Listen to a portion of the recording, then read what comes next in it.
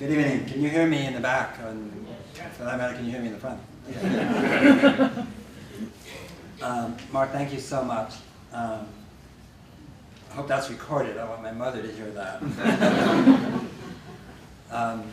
And thank you, Cedar Canning, thank you, counselors, for being here tonight. I can't tell you how many times I have been to events in the United States where the mayor or senator or whomever, comes in, opens up the conference, I'm the keynote speaker, and then they leave. They're busy. And I always feel a little bit like left at the altar, except of course I have the audience, and so I'm very, very pleased that you're here tonight. I want to thank Mike and Jane. I want to thank Circle. I never knew how to spell Circle, now I do. And for supporting me and bringing me here, and also for the work you do. And thank you all for coming tonight. I think everybody's a little surprised.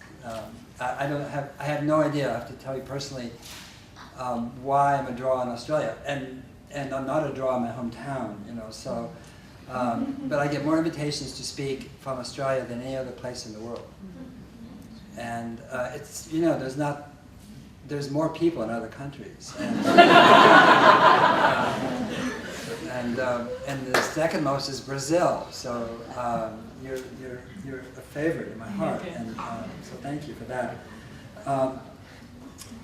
Just so you know, I've been to Australia maybe 20 times. I'm married an Adelaide girl, and my children are Australian. So I'm ruined as an American. And when I married my wife, I was a vegetarian, and my father-in-law was the managing director at South Australian Brewery, and I flew overnight and kind of arrived jet lagged, and the first thing he did, it was a Saturday, and they had the Barbie and 2 refrigerators, one full of beer, and it was like 10 a.m. and he handed me a beer, and I don't drink either. And he said to my wife, his daughter, said, he's looking a little peaked, dear. And then the Barbie happened, and I held out my plate. I thought, well, for my new father-in-law, I'm gonna eat meat. It's like, why not? And then he put a patty on, and then a sausage, and then a link, and then a chop, and then the plate was covered in black. And it's like, wow, it's like, I'd never eaten that much meat in 20 years. And I said, anything else? He said, yeah, here's some Rosella sauce, So I used Rosella sauce, and 3 scallions, and another glass of beer. And that was my introduction to Australia, but actually, so much of Australia is so much like California, where I come from, and this is the first time I've ever been to Western Australia, and so thank you so much for inviting me. I want to build on Mark's comments and what he said, but this is such an extraordinary time that we live in, and oftentimes it's when you look back you realize how extraordinary something is. It's not so much in real time. And I think we'll look back on this time and the thresholds that we're approaching and that we are traversing, and see this as a transformative period, not in human history, in human civilization. And I don't think this is a historic period, I think it's a civilizational period. And the drivers of it are us. We did it.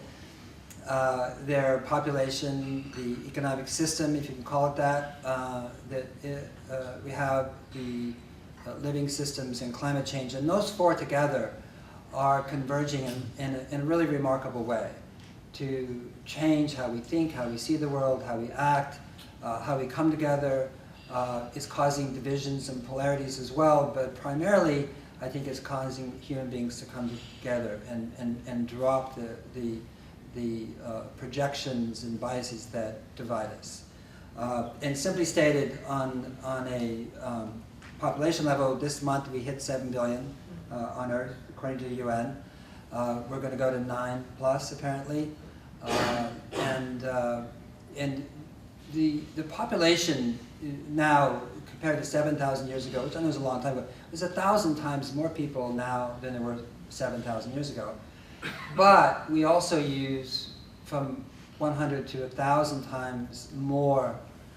We have impact per person than 7,000 years ago. So we're talking about an impact of every single human being of 100,000 times greater than was 7,000 years ago. So we do in 5 minutes the amount of damage or impact on the Earth that happened in a year 7,000 years ago. So just the exponential quality of human growth and development is hard for us to imagine because we grew up in it, so we can't compare. And secondly, in terms of the economy, we're seeing the slow motion train wreck in the economy. You're not seeing it so much here, but please come to America, or Greece is good too. But you're seeing basically a kind of come to Jesus moment in the economy because we've had 4 decades basically or more of different kind of mechanisms to stimulate consumption. As Tim Jackson said, you know, we're stimulating people to buy things they didn't need, you know, with money they didn't have, to impress people they didn't really care about. And that's simply really what we've been doing. You know, we've been accumulating, but we actually didn't have the money. And we've been sort of talking about sustainability on an ecological level. But the fact is that if sustainability truly is a systemic understanding, then there had to be a validation or invalidation on an economic level, which is that if we were over-consuming, which we have been, then it's going to show up, and it has showed up, and the piper wants to be paid. And we don't know how those debts will be liquidated because they're unpayable, but one way or the other they will be. But what it has done, of course, is create this great arising around the world, the Occupy movement, which may have started in Wall Street, which is appropriate, since it's where most of the criminals reside in the financial world. But well, it's true. I mean, I'm not trying to be, these aren't ad hominem, these are just facts. And at the same time, we have to understand that we've been told since we were children that we live in a capitalist system, and all I can say is I wish. Mm-hmm. I wish. Because in a capitalist system, you actually protect your capital and you try to increase it. Mm-hmm. And you spend income and you invest part of the income to protect and preserve capital. And that's the opposite of what we've been doing. We're basically liquidating our natural capital, selling it in the present at a discount, calling it GDP, and basically we're stealing. We're stealing the future. You know, as Tim Flannery said, future eaters, good term, but we've done it on every level. Right? And then with respect to living systems, it can be put very simply, which is that every living system on Earth is declining and the rate of decline is accelerating. And there's not one peer-reviewed scientific paper published in the last 30, 40 years that contradicts that statement. And lastly, we have climate change. And I'm sure it's true here too, but in the United States you have people saying, well, I don't believe in it. You know, it's so cute. And like, I don't believe in gravity, and I don't believe in physics, you know, I believe in, you know, Jesus. Well, it's good to believe in you know, a savior and have a spiritual path. That's fantastic, but the idea of conflating physics, you know, with a religious path is really extraordinary. And climate change is really about physics. And it is impeccable, unimpeachable, the science in terms of what triatomic particles do in the upper atmosphere. And that is, they do something that, you know, diatomics don't do. That is, they're kind of like, you know, ozone or water or CO2, and that is, when you have 3 molecules, the 3 atoms, the 2 on the side flap, and they set up a resonance, and they vibrate infrared energy back down to Earth. That's the mechanism. We've known that for 100 years. There's nothing new about that.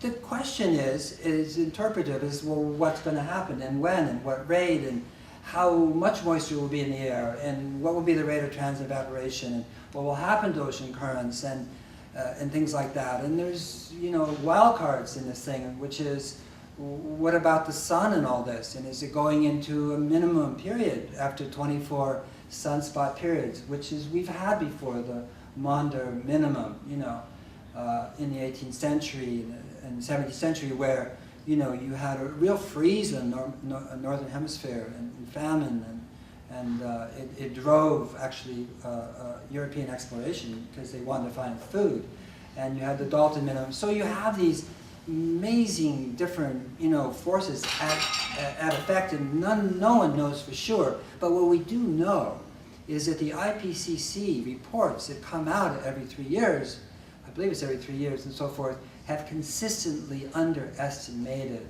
the rate of change and the impacts. And of course, anybody can say, well, you cannot correlate, you know, Black Saturday or that particular drought or the Yasi cyclone, you know, in Queensland with climate change. And that's absolutely true. You cannot correlate a single event. You have to go back to sustainability, and sustainability is about seeing the world as a system. So it's about pattern seeking and pattern seeing. And so if you look at it as a pattern, then is indeed, and so forth, everything the climatologists have predicted is conforming. The weather is conforming to that pattern.